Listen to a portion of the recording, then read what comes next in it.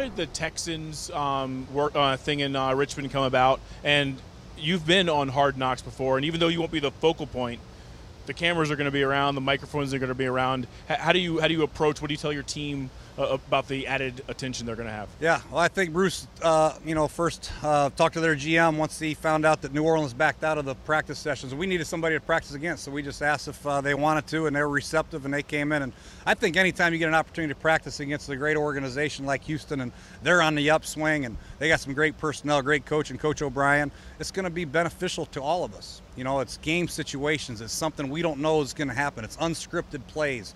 It's red zone. It's move the ball. It's third downs. It's all the situations you get against an opponent. It's competitive every day. You get to see our young guys against their young guys, our vets against their vets. It's going to be a good time, and I welcome it. How about the Hard Knocks? Hard Knocks, I'm not worried about that. They'll be focused on them, but I'm sure they'll sneak a camera shot in on us a little bit. But we got a good group of guys, but I'm not worried about Hard Knocks, man. We're gonna have some fun with it and practice and compete. Jay,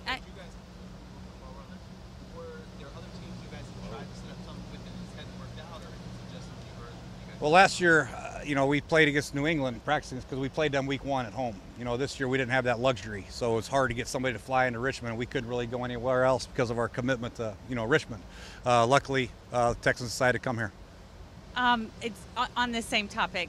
What, as a head coach, did you take away from the 3 days of practice with the Patriots last year? Was there anything that struck you that planted a seed that you might do differently? I think the big thing that you take away, one, is you're trying to evaluate your football team's progress, number one. And you're trying to evaluate your team and trying to make the final cuts, because cuts are looming right around the corner. And you got to make a decision on your 53 guys. So you're trying to put guys in position where they're going against other guys fighting for their lives and real situations, and that's great to see.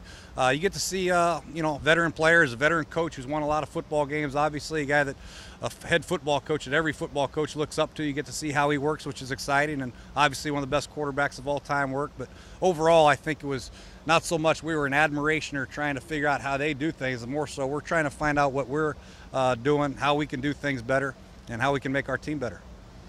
I saw there was some shuffling around on the interior line. You had Laribas at center, which you talked about last week. Looked like you had Tyler Larson playing some right guard. Did I see Tom Compton playing some right guard as well? You did. You're very good. Thank you.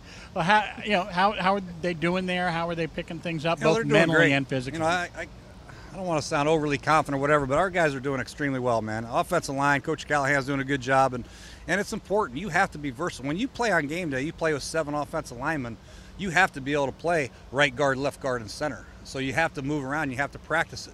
And that's why these guys are moving around so much. So on game day, it's okay, get it left guard, but I've never taken a snap, you know what I mean? So it's very important to get their reps, and they're all welcome to it, man. Our line is working very well together. The communication's excellent, and they're all learning, and they're all getting better, and that's kind of the theme around here.